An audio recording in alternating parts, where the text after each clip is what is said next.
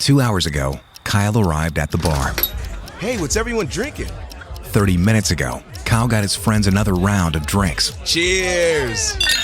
5 minutes ago, Kyle decided to drive home drunk.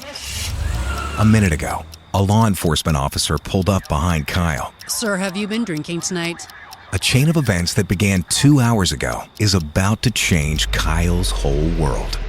Drive sober or get pulled over. Paid for by NHTSA. Marriott Bonvoy is the official hotel partner of US Soccer. Join Marriott Bonvoy today to get closer to the game with exclusive perks, unforgettable experiences, and benefits that go beyond the pitch. Spring Hill Suites, part of Marriott Bonvoy, offers complimentary hot breakfast and spacious all-suite accommodations, perfect for the whole team, with room for up to 6 guests. Make your next getaway a win. Learn more at springhillsuites.marriott.com. Happy holidays! Want to give your host a gift? Consider subscribing, rating, and reviewing the show this holiday season. It really helps the show grow. From all of us at Believe, have a Merry Christmas, everyone, and a Happy Holiday. Now tuned into the greatest. So when that bag come, I won't fumble. I'm just stacking on the low, but hey, I'm tired of being humble. Let me get to it. That motivation music. Get control of your life, don't let nobody else do it. Cause when I gon' have met your S550s cruising. Feel like you winning on the ground, but he really... Yes, sir. What's up, everybody? Welcome back to The Run with me, Manny Wilson, all the way from Detroit to Chicago to your speakers and headphones. I appreciate you tuning in to the first interactive sports podcast, a community that makes sure your voice is heard. So if you hear something you agree with, you disagree with, you like or you dislike, or you just want to outsmart me on something you said, go ahead, hit us up on a voicemail line and leave us a quick take. That is 219-413-9405. And of course, we'll play your take back on our next episode. And then shout out to SeatGeek for sponsoring this episode. Get $20 off of your first ticket purchase when you use the promo code The Run Podcast. Now, this code can only be applied for first-time users on the mobile app or website. So I don't know about you, but basketball season's rolling strong. You better create that account and go to one of these games and witness some greatness, or maybe it's an NFL playoff game. We gonna actually go from Detroit, Chicago, and all the way to North Carolina because we got a special guest in the building. Jared Bell, what's going on with you, man? How you feeling today?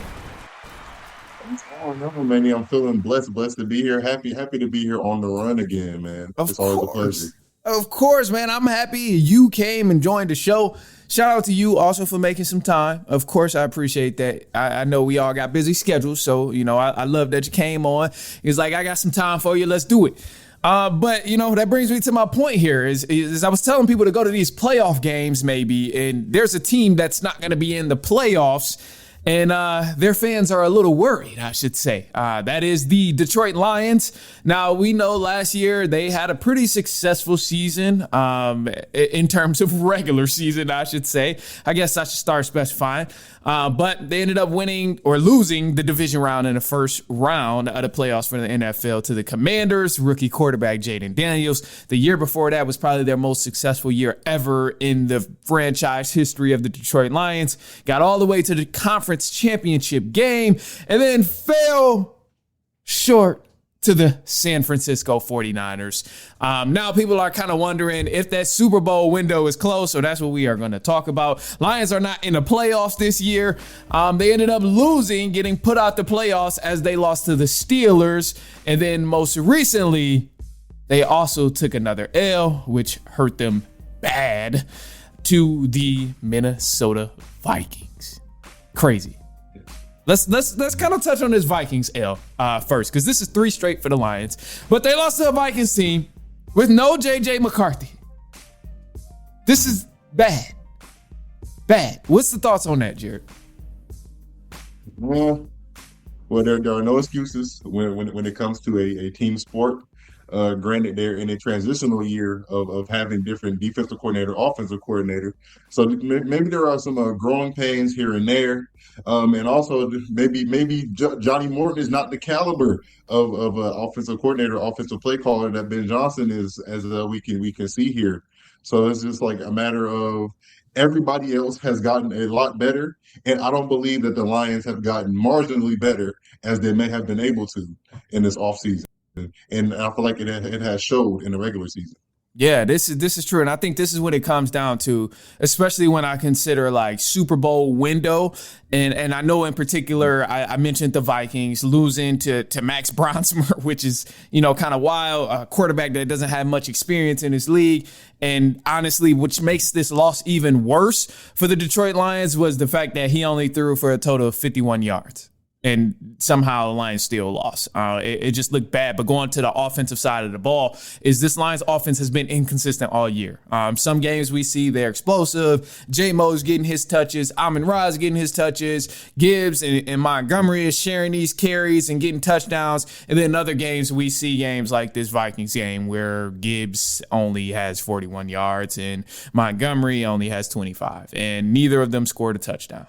Like it's rough. So, when I think Super Bowl window, you kind of hit it on a nail of just this could be a transition year for them. Now, to say if it's open or closed, personally, I think the Lions still have a wide range of their Super Bowl window, mainly because they got their key guys locked up. They got Gibbs under contract, J-Mo's under contract, Amon-Ra is under contract. So they have the core of what they need together on the offensive side, and on the defensive side, they got Aiden Hutchinson locked up as well. So, it's not a case of, they won't have the talent and be able to compete in a Super Bowl, because they'll still be a competitive team. But I'm just on the side of, you have these guys, but everybody around you is getting better. And also, let's call it for what it is. Going to the Super Bowl is a difficult path. Going to the Super Bowl is hard to do, especially when you got Rams that's elite in your conference, the Seahawks that's elite in your conference. You have a lot of different teams who are now elite in your conference. So it is a lot more difficult to get to the Super Bowl. But is the window closed? I say no.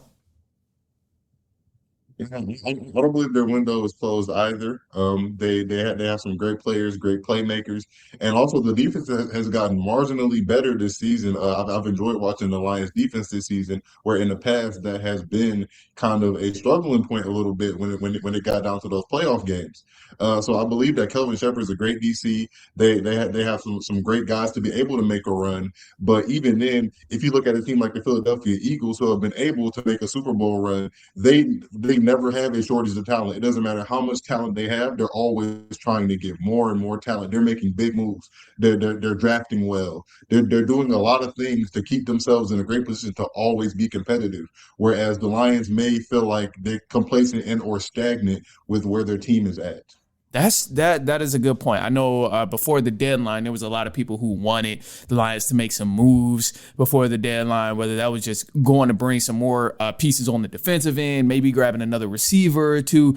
And we didn't see GM Brad Holmes do that. And that rubbed a lot of Lions fans wrong, because using that example of the Eagles, they are just always improving. They're always getting guys for low cost but high profit. And sometimes it works out, sometimes it doesn't, but it doesn't really hinder them because it was a low cost. So, I mean, that is a note or a page out of the book that the Lions could try and feed into. And in the offseason, maybe they will, but it'll be kind of tough to consider. But it makes me think, like, is it a particular move or two that would like change the dynamic of this Lions team to be able to flip them into immediate Super Bowl contenders again?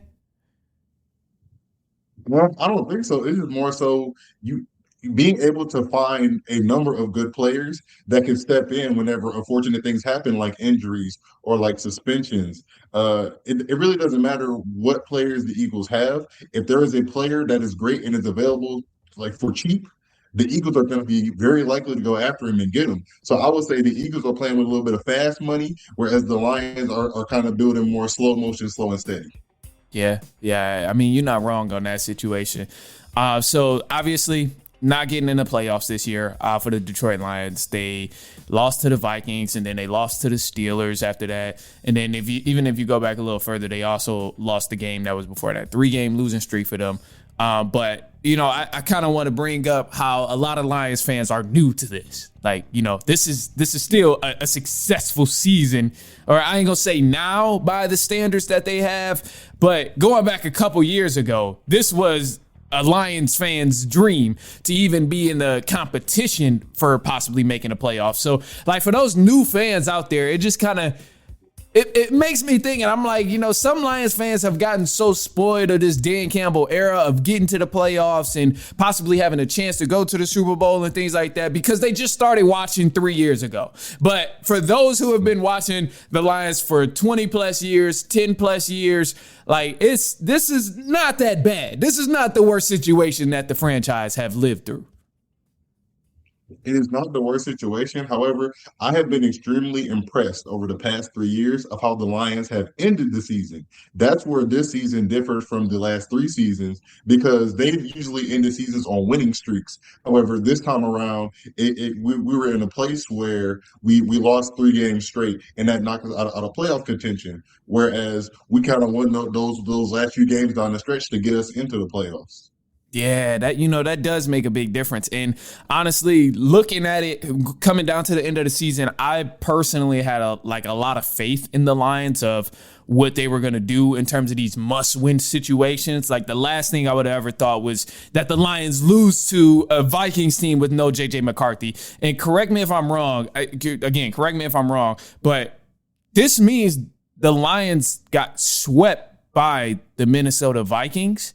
And they got swept by the Green Bay Packers all in one season, right?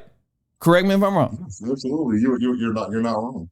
Crazy, and initially this well, that's just wild. You lose to it's wild. I'm looking back at it now. It was week 9. That's what it was. Yeah, week 9, and then you lose to them in week 17, which is just crazy. But you got swept by 2 division opponents in a year where you had a lot of potential to still get to the playoffs. But to me, this is also saying a lot about this division and also, quote unquote, that Super Bowl window being open and closed, because now you look at the talent from around this standpoint of the division where Packers are elite. Now the Bears are elite, and you potentially might even, well, they beat the Bears early on, but you're going to probably split against the Bears because this is a well-oiled playoff machine right here with the Chicago Bears is what it looks like. So to me, that does hinder their chances of possibly getting to another Super Bowl. However, things change with coaches and players. You never really know what might happen.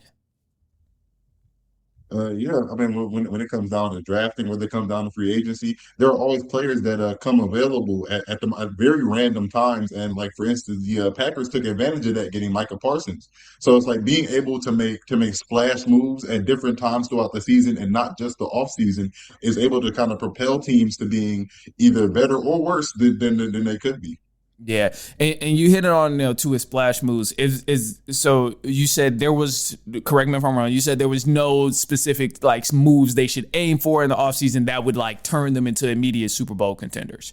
I don't want to misquote you or anything. I just want to make sure that was on the lines of what you were saying. I mean, yes. I mean, it really comes down to which players are available, and which opportunities there are to take advantage of. Just being able to take advantage of teams that are trying to deal players that may be on contracts they no longer want, or trying to pick up players that other teams don't want to pay. You can never truly pinpoint which players those will be because things change over the course of an entire year. Yeah, that's true. I kind of go on right now. I don't have any specific targets that they should get. However, the one thing I will say is definitely you need some more help in the receivers.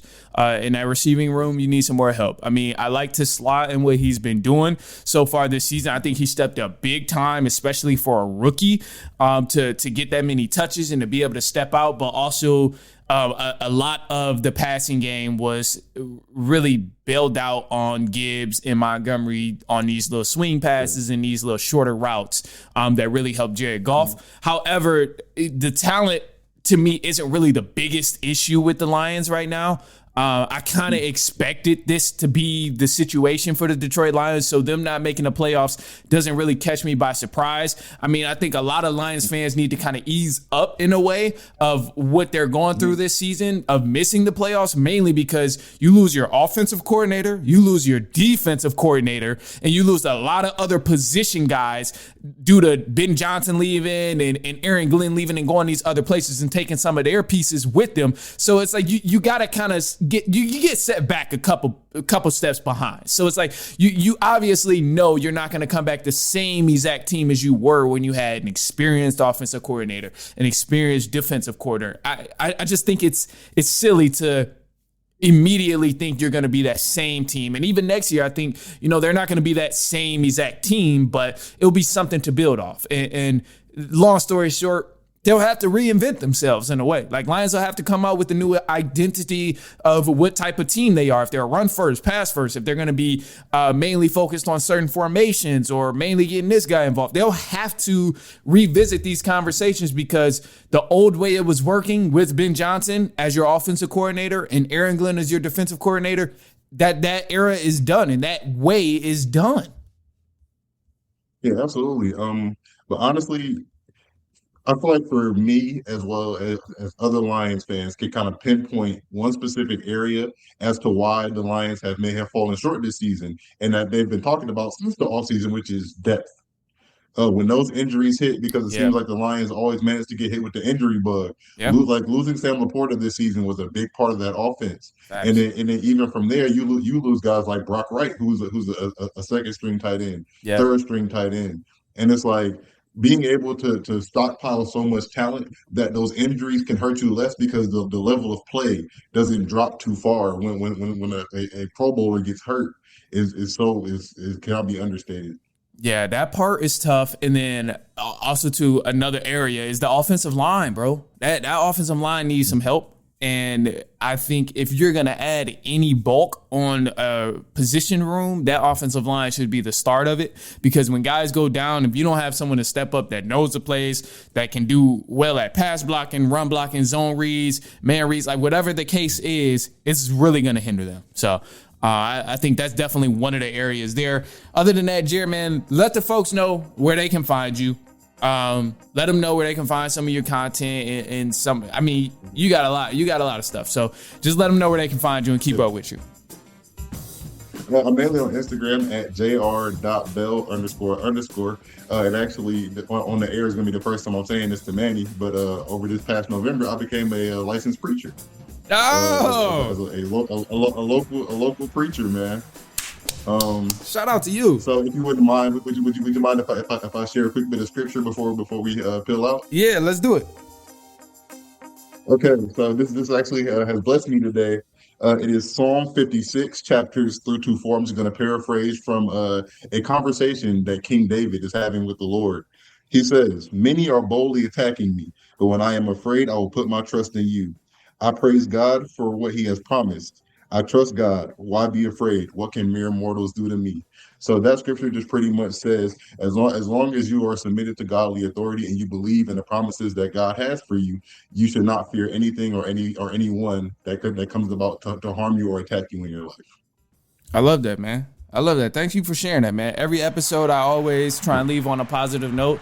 And this is dope. And this is also me. I want to clarify. This is not me trying to push anybody to believe in anything or whatever the case is. But if you're a Christian like myself and like Jared, I mean, hey, then this is what you need. This is something that's good. So I like that scripture. And what scripture was that one more time?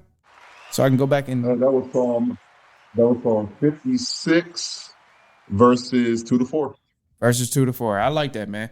Well, hey, man, I appreciate you coming through. Again, making some time and joining the pod. Greatly appreciate it. Of course, Jared, we're going to bring you back at some point. So don't even worry about that. And, we'll get clips out and everything. But look, we're going to take a quick break. We got some more stuff coming up, some news for the run. And then also Matty Ice possibly joining the Atlanta Falcons front office. So interesting conversation there. Don't go anywhere. We will be right back. It's only halftime.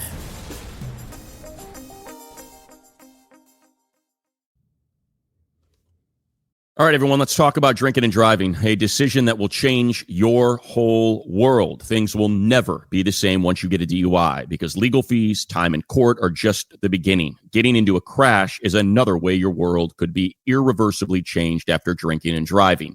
Your vehicle may not be the only thing that gets damaged in that crash. You could face a life-altering injury or even death. But you're not the only one who could face those consequences. Your decision to drink and drive could permanently change someone else's world, whether you injure them or leave their loved ones grieving. The next time you're out drinking, call a rideshare, a taxi, a sober friend, or a designated sober driver. Always plan for a safe ride home. The only decision that will change your world for the better is the decision to call for a sober ride. It's never worth it to drive drunk. Don't risk it. Drive sober or get pulled over. Paid for by NHTSA. Marriott Bonvoy is the official hotel partner of US Soccer. Join Marriott Bonvoy today to get closer to the game with exclusive perks, unforgettable experiences, and benefits that go beyond the pitch. Spring Hill Suites, part of Marriott Bonvoy, offers complimentary hot breakfast and spacious all-suite accommodations, perfect for the whole team, with room for up to 6 guests. Make your next getaway a win. Learn more at springhillsuites.marriott.com.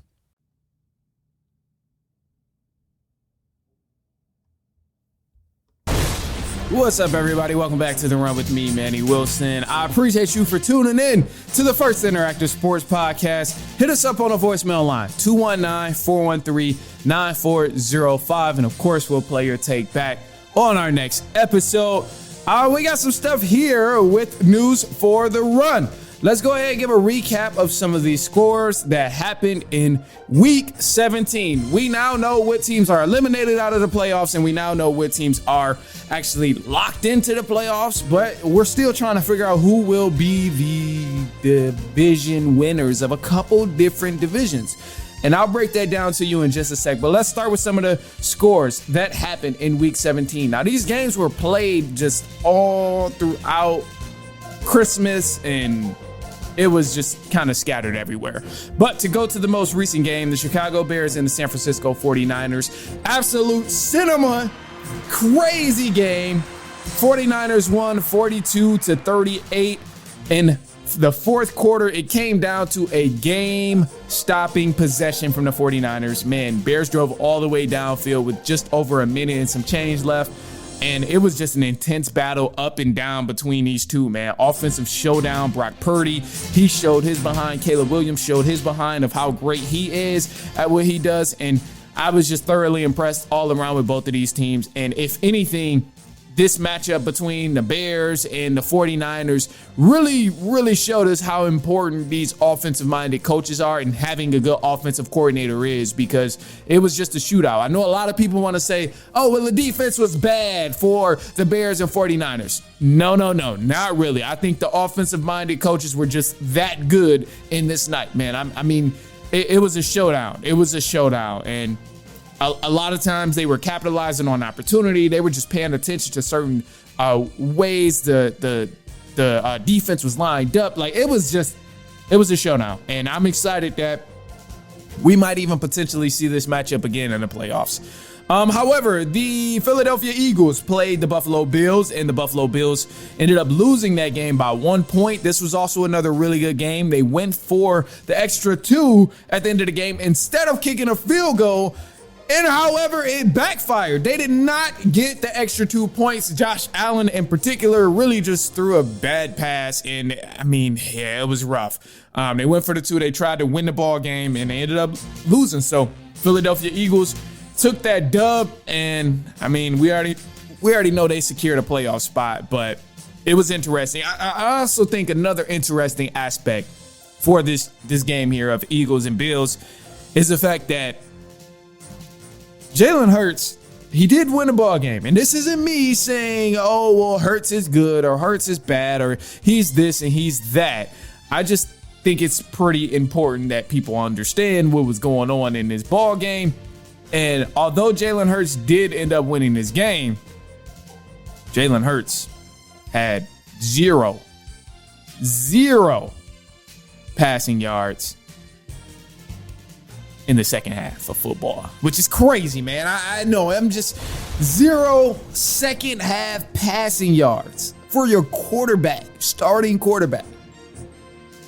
Just saying, like, I'm on the side of all. I vouched for Jalen Hurts. Before the season, I said Jalen Hurts is a top 5 quarterback based on what we've seen last year, and hopefully he can sustain that type of play. But this play that we've seen so far from Jalen Hurts, it is not giving top 5 quarterback. It is not giving that he's one of the best guys in the league at the position, and it's not really giving that he's that guy that's making the extreme difference for the Philadelphia Eagles. Now, granted, their offensive coordinator has been awful. The offense have been stinking all year long, so of course that plays a part in it. But I think those conversations of, oh, Jalen Hurts is this and Jalen Hurts is that, when you're putting up games where you have zero passing yards in the second half against a terrible Bills defense. Yeah, man, we got to have some conversations about top 5 this year.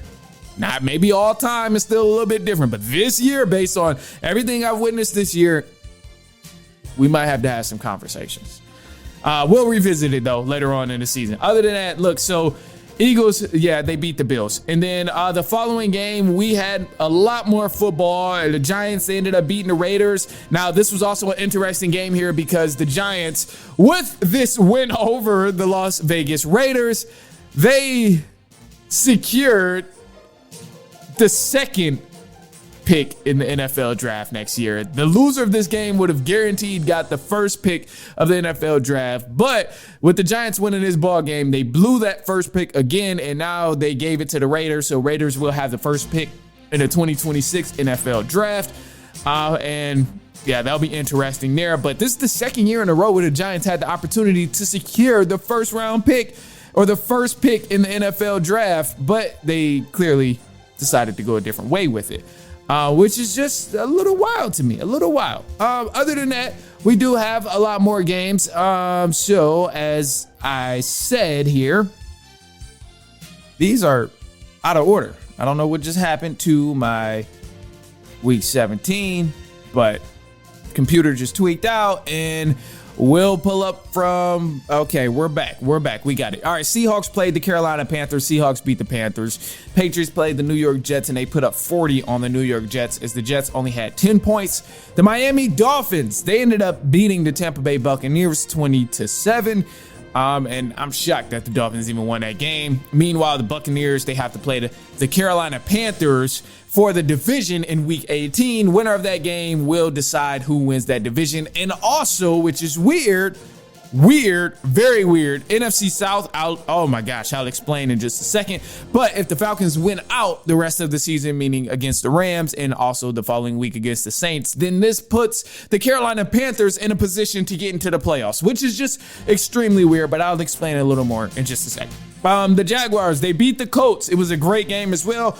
They won 23-17, and man, Jaguars are a legitimate team. Trevor Lawrence, he balled out, had 2 rushing touchdowns, and it was just a great game all around. Colts couldn't really find a groove, and this now extends their losing streak to 6 games, man. This is a team that started off 7-1, and somehow the Colts ended up folding all the way from 7-1 to 8-8.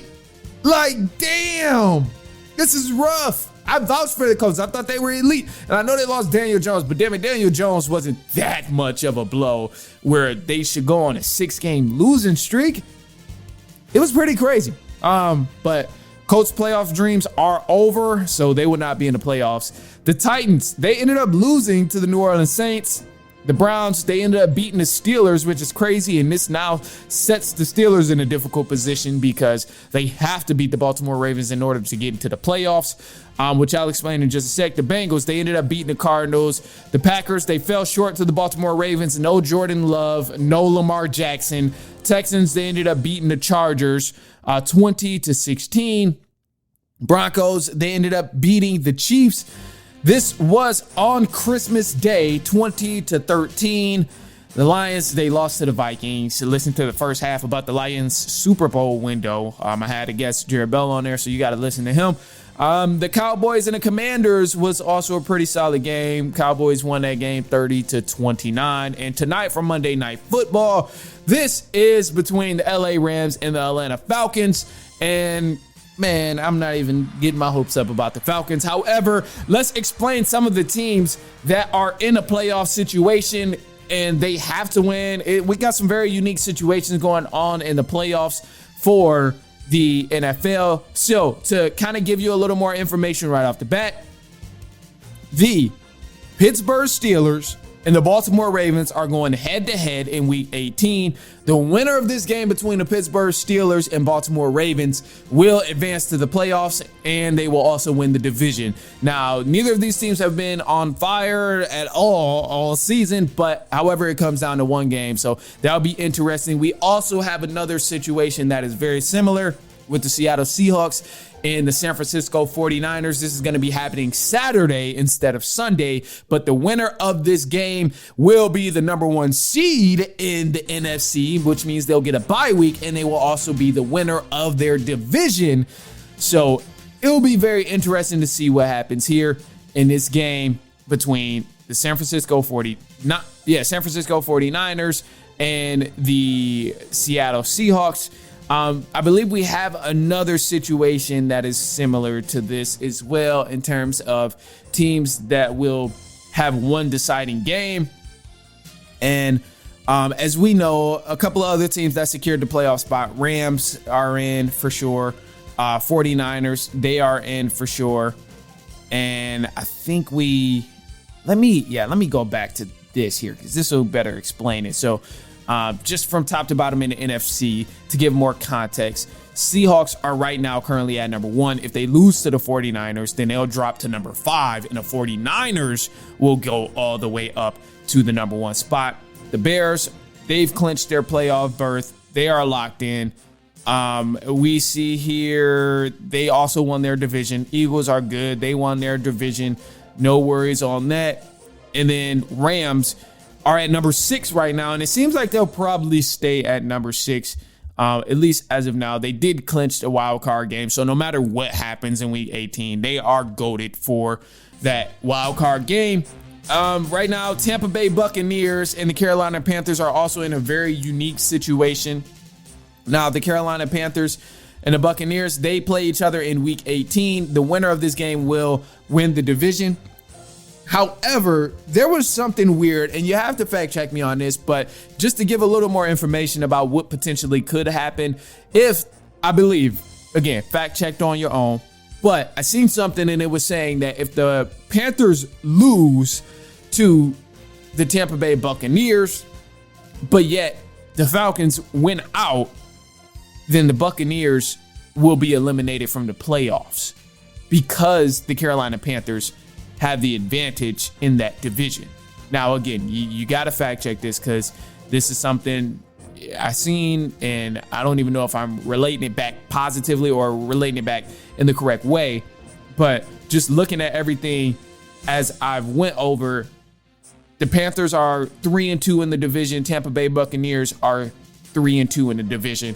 If the Falcons win out, which is tonight against the Rams, and also the following week against the Saints, that means they'll have the same record as the Carolina Panthers and a record above the Tampa Bay Buccaneers.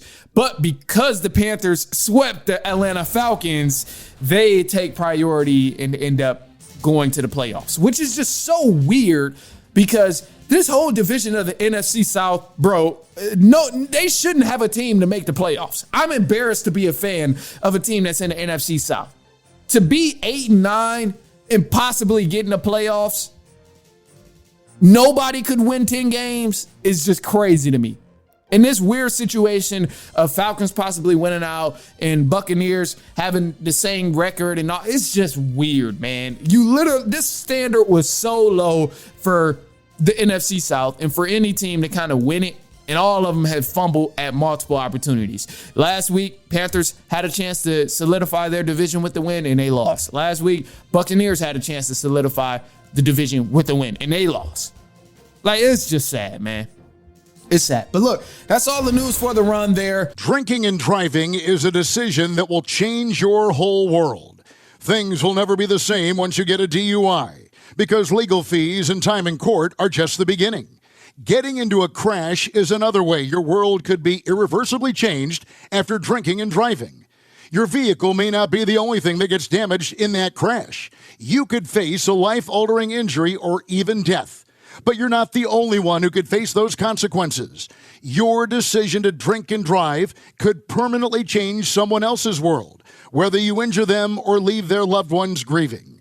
The next time you're out drinking, call a rideshare, a taxi, a sober friend, or a designated sober driver.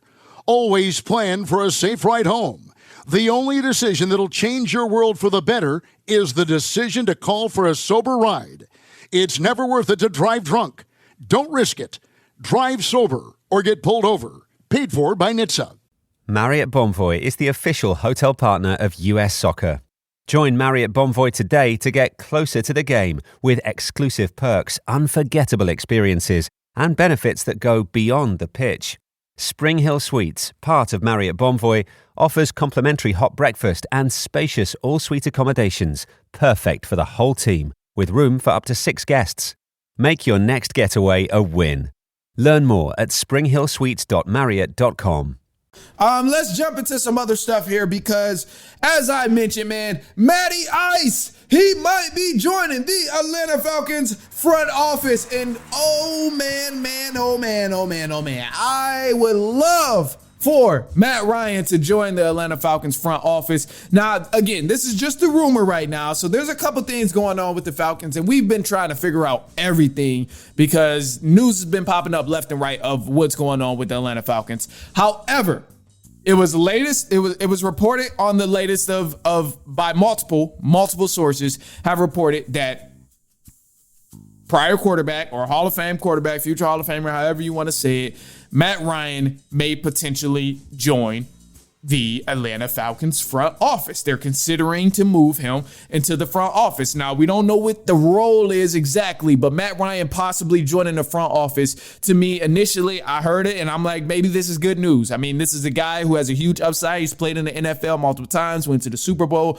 knows what it takes, knows what kind of personnel you need, knows the coaching is extremely important, and he understands, nonetheless, that the game is continuously evolving. So, to me, those are some things where I look at Matt Ryan and I'm like, hey, Matt Ryan, maybe he is a good hire for the front office of the Atlanta Falcons right now. Maybe he could help change things and turn things around with this organization who's so close to really reaching a peak and being good because they have a lot of the personnel to do it. They just need the situations in the front office to be a little bit better.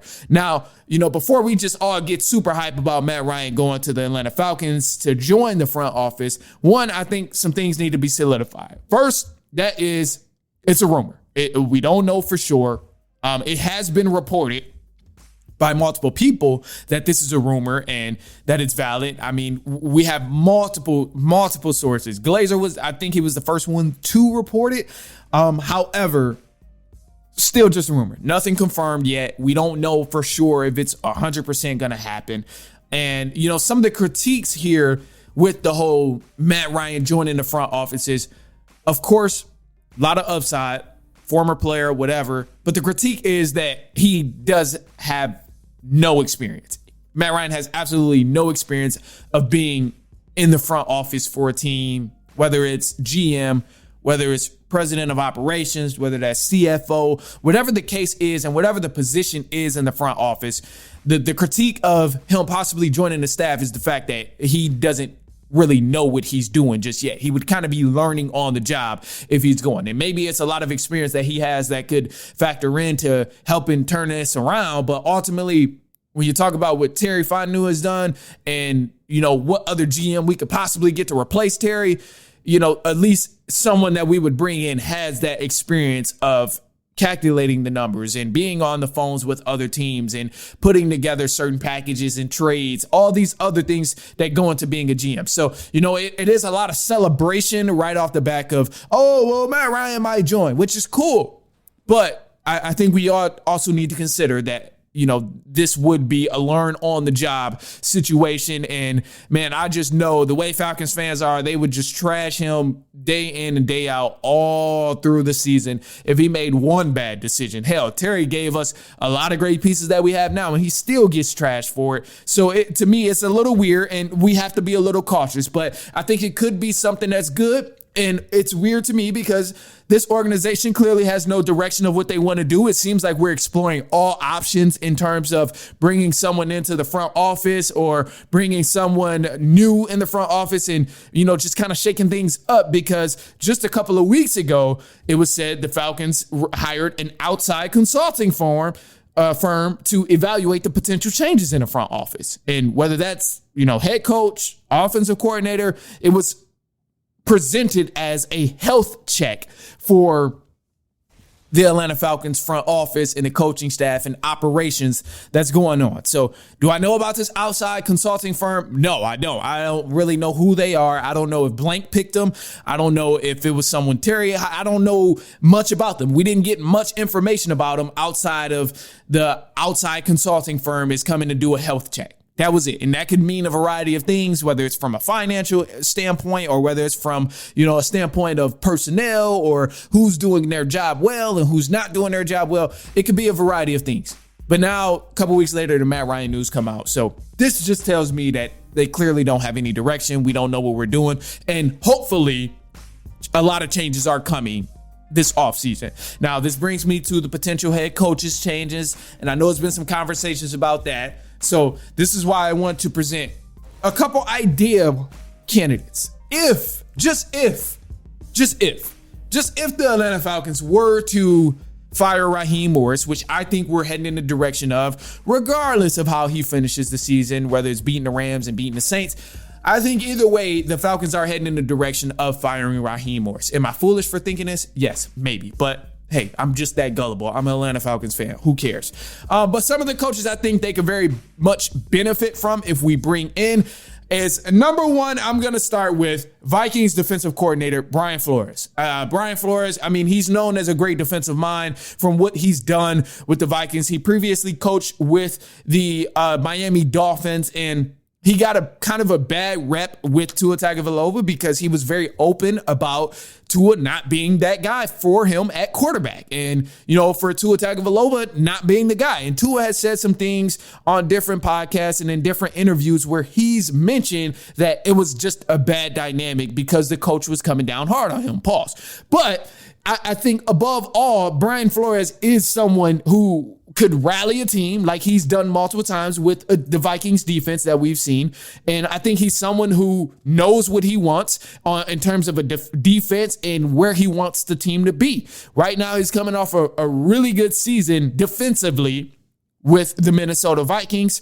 And they've been a factor since he's been in that situation. So to me, I would be okay with having Brian Flores. However, my only critique in that situation would be that he's not really he hasn't proved that he has a great offensive mind in the NFL. And right now, yes, obviously defense is extremely important, and that's what it's going to come down to. But with the potential that the Falcons have on the offensive side of the ball, we need someone that can help this offense flow and help this offense thrive. Will Brian Flores be able to do that? I don't know, but I know he can be there defensively for sure. And a lot of times, head coaches don't call the offense. As long as we can get a solid offensive coordinator in there next to Brian Flores as a head coach, then I think from there we'll be okay and we'll be all right. But right now it's a bad thing happening right now from the coaching staff. So Brian Flores to me is number one, like one of the ideal candidates I would love to have in terms of head coaches for the Atlanta Falcons. Another one. We got to keep an eye out. We got to keep an eye out here because don't really know how much this will play into the situation, but I think a guy we should be keeping an eye out for as a potential head coach for the Atlanta Falcons is the Steelers head coach, Mike Tomlin. Now, hear me out, because if the Steelers let him go for having another 9-8 season, which he's on pace for doing, I think the Falcons should be the first team to jump on that and just go full throttle on bringing Mike Tomlin to Atlanta, because Mike Tomlin is clearly a good coach. He showed he can win games. He's going to always get you that positive season. The man ain't never had a losing season with the Pittsburgh Steelers, so he's clearly going to be able to win some games. And as a Falcons fan right now, that's all I need is a 9-8 season. I'll be cool with that because clearly that can get us in the playoffs based on what we're seeing this year. Also, Tomlin is proven to be able to whisper to quarterbacks. I mean, I'm not going to go as far as saying he's a quarterback whisperer, but that argument can be made because look at what he's been dealing with over the past few years. I mean, at one point, he had Mitchell Trubisky looking like he was a pretty elite quarterback. He had Justin Fields playing pretty decent. I mean, now he's got Aaron Rodgers in there winning ball games. So, to me, a team that has a young quarterback and a veteran quarterback at the same time, which is Kirk Cousins and Michael Penix Jr., if anybody can help them, in the coaching pool, I think, is Mike Tomlin, because he's dealt with situations like this multiple times. And also Mike Tomlin, the guys love playing for him. He has solid defensive schemes. We've seen him cook up multiple times. The Steelers defense has always been a factor since he's been there, regardless of who's on the roster. So I think Mike Tomlin, man, his time might be up in Pittsburgh, and I would love to see him go to Atlanta if the Pittsburgh Steelers let him go. Personally, I would love to see it. And the guys, it seems like every roster he's had where guys leave, they always have something good to say about Mike Tomlin and what he was able to do for the culture in Pittsburgh. So I would love to see him there.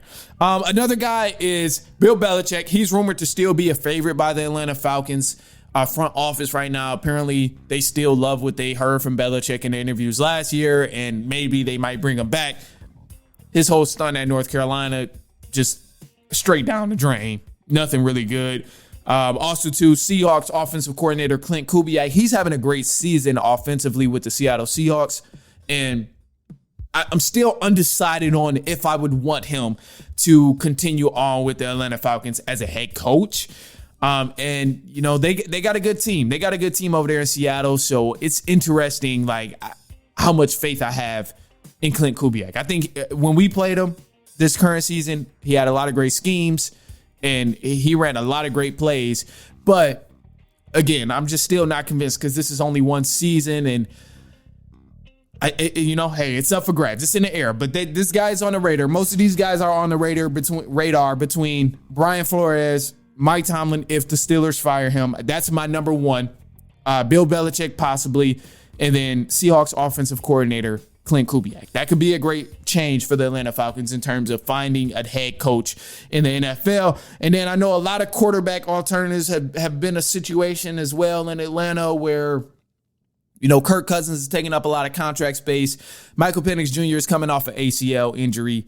And, you know, the whole thing with maybe cutting Kirk Cousins to have some money to pay Kyle Pitts is a situation that I think we should flirt with the ideal a little bit. I know if the Falcons cut Kirk Cousins, that means we'll have about $35 million in dead cap following 2026. So it'll be a little rough. But this does open up a little more room on the salary cap, surprisingly, because we won't be paying Kirk that full $57 million. So, you know, yeah, if we eat the $35 million in dead cap, cutting Kirk Cousins, maybe we could try and bring in some young talent, which would, for me, means we need to try and get Malik Willis here, because backup quarterback for the Green Bay Packers, Malik Willis, has been balling.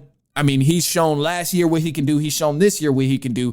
And I think this guy, he's the only real target that's coming up for free agency. And he's shown his behind of what he can do on the football field. So if the Falcons go the route of cutting Kirk Cousins to save some more salary space, to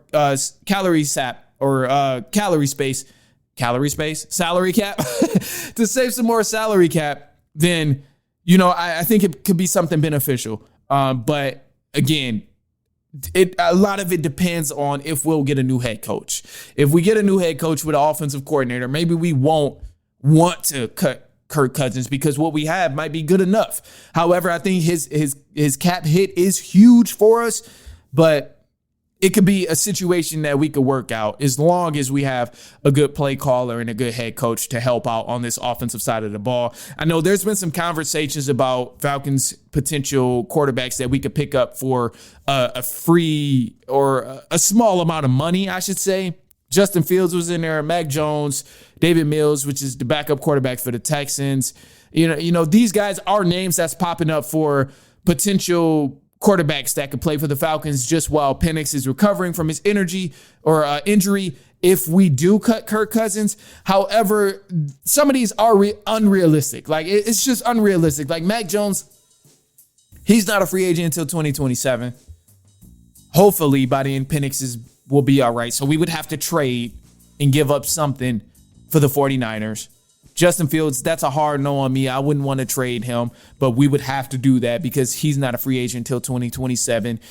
Davis Mills, who's also the Texans backup, proved he's solid. Great quarterback so far, but he got extended by the Texans, so I don't think he's going anywhere. You know, a lot of these situations of quarterbacks to, in a way, replace Penix until he's fully healthy, if we were to cut Kirk Cousins, is unrealistic. The only real option is Malik Willis, and I'm sure he's going to get paid a pretty decent amount. So I think all these other options, we would have to trade for them. And I don't think we're really in a position to be trading guys to bring in another potential backup quarterback or maybe starting quarterback, depending on how you want to look at it with Penix being out. But a lot of this is it's a lot of ifs, ands, and buts, and maybes. But I definitely think, nonetheless, it'll be a lot of changes coming to this Falcons team this summer. So I'm hoping we see something really good. I'm hoping we see more coaches come up for hire, or, more potential offensive coordinators come up. I would love to stack a Mike McDaniel in there, but I'm pretty sure, I'm already sure it's actually been confirmed that McDaniel is not leaving the Miami Dolphins. So thankfully that report didn't come out with the Atlanta Falcons. So, hey, it's a huge upside. We'll see, man. Other than that, that's all I got for you guys. So I appreciate you for tuning with me, kicking it, hanging in. I know it's a longer episode, but hey, man, it is what it is. And I appreciate y'all for tuning in. Send this to a cousin, a brother, uncle, niece, nephew, coworker, friend, family member, whoever that enjoys sports, especially if they like the Falcons, man. You definitely got to send this to them and just ask them what their thoughts are on some of these potential moves from the front office, from the coaching staff, or the quarterback. But anyway, man, that's all I got for you guys. And other than that, man, I appreciate you tuning in, and we will be back possibly later on next week, because Thursday is New Year's Day. So I'm not even going to promise y'all that there's an episode on that day. Yeah, I won't do that, but we'll see. Other than that, that's all I got, man. I'll be back later on, and so on and so on and so on.